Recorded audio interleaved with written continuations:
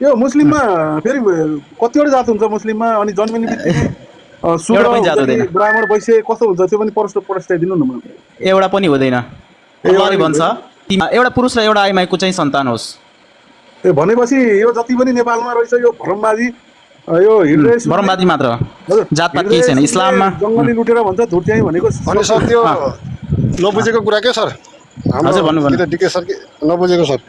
अनि तपाईँको यो स्याहारा सुन्ने के हो यसको चाहिँ नि फेरि स्याहारा सुन्ने केही पनि अनि त्यो थट्स हो। यहाँ सुन्नु त्यो थट्स हो, स्कुल अफ अलिक थट्स बुझ्ने भाषामा भनिदिनुहोस् के थट्स भनेर अब धेरैले बुझ्ने बुझ्ने भाषामा भनिदिनु। बुझ्ने भाषामा जसरी कि नि तिनीहरूको त्यो आफ्नो अनुसारले चाहिँ तिनीहरूले फलो गरिरहेछ। तर मेन चाहिँ इस्लामको के रहेछ कन्सेप्ट थाहा छ तपाईँलाई? त्यो एउटा अर्को सम्प्रदाय होइन? यहाँ सुन्नु, इस्लामको मेन 5वटा थट्स रहेछ, 5वटा सिद्धान्त। 5वटा सिद्धान्तमा के रहेछ? फर्स्ट चाहिँ गवाही दिने, भनेपछि ईश्वर एउटा मात्र हो भनेर, होइन? सेकेन्ड रहेछ नमाज पढ्ने, थर्ड रहेछ रोजा राख्ने, व्रत, होइन? होइन सर त्यो व्रततिर नजानुहोस्, मेन सिस्टमको मात्रै कुरा के। मान्छे जन्मिँदाखेरि तपाईँहरूमा चारवटा मुस्लिममा 4वटा ब्राह्मण क्षेत्री वैश्य शूद्र भएर जन्मिन्छ कि त्यो मुस्लिम भएर जन्म हुन्छ त्यो कुरा मात्रै भन्नुहोस् कि। मुस्लिम भएर जन्मिन्छ नि। ओके अनि परिवर्तन सर तपाईँहरूकोमा धर्म त फेरि शूद्र भएर जन्मिँदो रहेछ, अनि क्षेत्री भएर जन्मिने, ब्राह्मण मुखबाट जन्मिने, अनि तपाईँको वैश्य भनेको कहाँबाट जन्मिने, शूद्र भनेको पैतालाबाट जन्मिने भनेको त। अनि यो विभेद त फेरि तपाईँको हिन्दूमा रहेछ नि त फेरि। यस्तो के उहाँले क्वेसन गर्दा यस्तो के यो जात व्यवस्था छ कि छैन भनेर सोध्नुहोस् न, त्यति मात्र। इस्लाममा इस्लाममा जात व्यवस्था हुन्थ्यो हुँदैन? इस्लाम धर्ममा छैन जात हामी जस्तो म बुद्ध मेरो होइन, त्यसैले मेरो बुद्ध धर्ममा जात व्यवस्था हुँदैन, हिन्दूमा हुँदो रहेछ होइन, त्यसैले मुस्लिममा चाहिँ हुन्छ हुँदैन भन्न खोजेको हो। मुस्लिममा हुँदैन किनभने नि हेर्नु सियाको केटीले चाहिँ एकछिन म एउटा एक्सप्लेन गरिदिन्छु। एकछिन अब तपाईँले धेरै एक्सप्लेन नगर्नु, हुँदैन भने सकियो है। अब भनिसकेपछि तपाईँ क्रिस्चियनमा जात व्यवस्था छ कि छैन तपाईँले केही बुझ्नु भएको? क्रिस्चियनमा पनि छैन। अनि क्रिस्चियनमा भएन, मुख्य भनेको हिन्दू मुस्लिम क्रिस्चियन तिनवटालाई चाहिँ प्रमुख मानिएको छ। भनेपछि सबैभन्दा धूर्त र यो चण्डाल भनेको त यो हिन्दूमा दयानन्द सरस्वतीले चण्डाल भनेको कसलाई भनेको रहेछ थाहा छ? हामी मूल निवासीलाई भनेको रहेछ र संस्कृत बाहेक अरू भाषा बोल्ने उनीहरूलाई चाहिँ चण्डाल भनेको रहेछ दयानन्द सरस्वतीले आफ्नो बुकमा सत्यार्थ प्रकाशमा। तपाईँलाई सहज हुन्छ।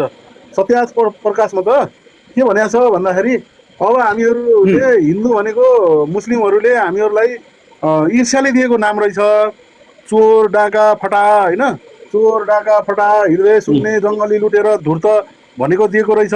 हामी चाहिँ हिन्दू हुँदै हामी चाहिँ भनेको आर्य समाज हो भनेर 1900 समथिङ तपाईँको 1810 कि कतिमा उसले चाहिँ आर्य समाजको उसैले चाहिँ पुस्तक पढाएको छ। भनेपछि हामी हिन्दू भनेपछि चोर डाका त पक्कै हुन् नि त, होइन र? यिनीहरू त आर्य समाज पनि रहन्छ भन्ने लाग्यो। यिनीहरू त चोरै रहेछ, डाकाहरू फटा हो भन्न बुझ्दा हुन्छ। हजुर हामी पनि इस्लाम कन्ट्रीमा छौँ, हामीले पनि बुझिराखेका छौँ होइन, उहाँहरूले कसरी हेर्नुहुन्छ भन्ने कुरा हामीलाई पनि थाहा छ क्या। तपाईँले प्रीति बुझाउनु पर्दैन नेटिभ सर। होइन सर, तपाईँले भन्नुभयो इस्लाम कन्ट्रीमा छु होइन, एकछिन म एउटा कुरो सोध्दैछु। तपाईँलाई कसैले चाहिँ जबरजस्ती जसरी अल्लाह अकबर हुन लगायो त? कस्तो कुरा गर्नु त? यो चाहिँ हामीले चाहिँ धर्मको विरोध गरे होइन क्या, तर कुरामा नजाने सर। एकछिन म सोध्दैछु, तपाईँको मस्जिदभित्र शुक्रबार बिहानै गएर एउटा चाहिँ कपडा फाटेको भिखारी गएर अगाडि बस्यो भने अनि त्यसलाई कोही मुल्ला आएर उठाउन सक्ने तागत छ कि छैन? त्यो कुरा प्रश्न दिनुहोस् त तपाईँले। मस्जिदमा हो त्यसलाई यसरी लिनुपर्छ क्या तपाईँले, त्यसलाई के लिनुपर्छ भन्नुहुन्छ भने जति मैले सोधेको सुन्नु जवाब सुन्नु न तपाईँले। मलाई होइन नि, मैले समीर सरलाई सोधेँ हुँदैन भनेपछि बरु मुस्लिम धर्म एकदमै राम्रो रहेछ त। के भइरहेछ? मलाई कसैले झारिदिन्छ कि म निस्किहाल्छु? होइन यहाँ बस्नु सर, कसैले झारिहाल्यो? मलाई समेत आरोप आयो सर है, म त झरे मलाई समेत नजर लगातार म 2-3 चोटि चाहिँ झरिरहेछु। के भयो? तपाईँले समीर सर झारेको होइन, तपाईँको केही प्रब्लम हो कि जस्तो लाग्यो है, किनभने आवाज नेट सरी नेट प्रब्लम रहेछ। हो म अहिले हेरेँ, म नेट प्रब्लम रहेछ, सरी है, मतिरबाट सरी है। तपाईँकोमा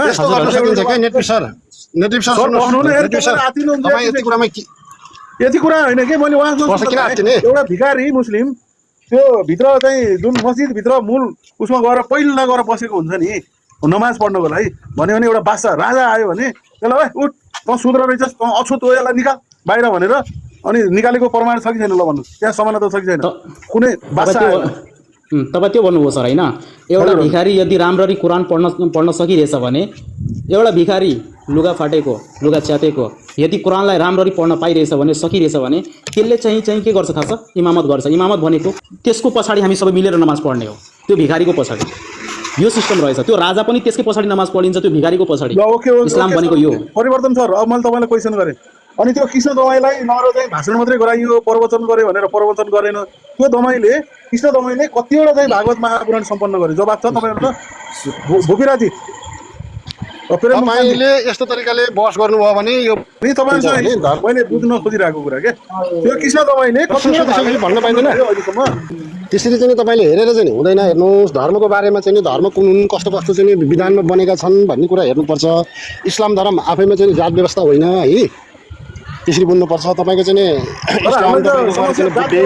सुन्नुहोस् न एकछिन, हाम्रो त यहाँ जात व्यवस्थाले गर्दा एउटा कामीको छोरो मन्त्री बन्नको लागि विभिन्न जे बोलिदिए पनि हुँदो रहेछ त, उसले चाहिँ मन्त्री पाएन त। होइन, जात व्यवस्था सुन्नु न, जात व्यवस्था मान्नुहुन्न भने तपाईँ चाहिँ धर्मै नमान्नु सकिहाल्यो नि। होइन, मैले धर्म मान्ने नमान्नेको अर्थ रहेन क्या। हिन्दू धर्म भन्नेले लाज नमाने किन? सुन्नुहोस् न, हिन्दू धर्म मान्नेले लाज नमाने किन? एउटा कुरा के बुझ्नु पर्यो भने त्यो जात व्यवस्था हो। मेरो परिवर्तन सरसँग एउटा कुरो रहेछ, एउटा क्वेसन रहेछ मेरो परिवर्तन सरसँग। हेर्नु, तपाईँले जातको कुरो गर्नु भएन, के सुदरको कर्तव्य रहेछ कि उनीहरूले चाहिँ गटर सफा गर्ने? ब्राह्मण के गर्न पाउँदैन गटर सफा? किन सर? व्यवस्था हो। सुदर त गटर भनेको नाली के? गन्दै नाली, गन्दा नाली टोयलेट होइन, यो सब सबै हुन्छ। सुदरले गर्न पाउने र ब्राह्मणले किन नगर्न पाउने सर? त्यो समीर सर भनौँ न, हिन्दू समीर भनेर राख्नु भएको रहेछ। सायद अब मुस्लिम धर्मको के अरे पण्डित नै हुनुहुन्छ होला, मुल्ला होइन या हुनुहुन्न, त्यो उहाँले भन्ने होइन। म मुल्ला होइन सर, रङ। अब जस्तै हजुर मौलाना त होइन नि? होइन, म मौलाना, म स्टुडेन्ट हो। स्टुडेन्ट हो तपाईँ हो? अनि यहाँ मेन अब डिबेट गर्न खोजेको अब कस्तो भन्दाखेरि मुस्लिम धर्ममा पनि जस्तै धनी गरिबहरूमा जुन भेदभाव छ त्यो छ कि छैन भन्ने कुरो हो है। जातभात उसमा त अब कोही खान हुनुहुन्छ, कोही पठान हुनुहुन्छ, कोही के हुन्छ, त्यो थर हो होइन? यो थर हो, त्यो जातपात होइन। होइन, नै जातपात होइन, जातपातसितको कुरो भएन के। जस्तै कस्तो भन्दाखेरि अब जस्तै मौलाना हुनुभयो, जो गरिब मौलाना भए पनि उहाँको पछाडि बसेर के अरे उहाँहरूले नमाज पढ्ने त्यो आमा रह्यो। मैले भन्न खोजेको जुन शेखहरू छ, शेखहरूको बराबर ओहदामा तपाईँहरू बस्न पाउनुहुन्छ कि नै भन्ने मात्रै हो के होइन? अब त्यसमा धनी गरिबबाट पाउनुहुन्छ? पाउँछु नि, हामी सँगसँगै बसेर खान्छु त। तपाईँ गल्फको भिजिट गर्नु भएको छैन होला जस्तो लागिरहेछ। म गरेको छु, त्यही भएर त्यसो भए तपाईँलाई थाहा हुनु पर्यो। म साउदी पनि बसेको छु, कतार पनि बसेको छु है। एउटा भिखारी चाहिँ नि कतारको सबभन्दा ठुलो शेख जुन हुन्छ नि, त्यसको सँगमा चाहिँ बसेर एउटै प्लेटमा सँगसँगै खान्छ। केही छुवाछुत हुँदैन त्यसमा, हाम्रो इस्लाममा केही छुवाछुत छैन। नै छुवाछुतको कुरो भने कि एउटै ग्लासमा चाहिँ एकै टाइममा दुईजना चाहिँ। भूमिराज सर, हाम्रो पण्डितहरूले त्यही त तपाईँ बस्नको लागि भन्नुभयो नि कि बस्न पाउँछ कि पाउँदैन भनेर। भागवत महापुराण तपाईँले बस्ने ठाउँ बसेर खाँदैन के? त्यो कुरा प्रस्ट्याउनु खोजे। खाँदैन, त्यो त म भन्दैछु, मैले उहाँसित सोध्दैछु के होइन?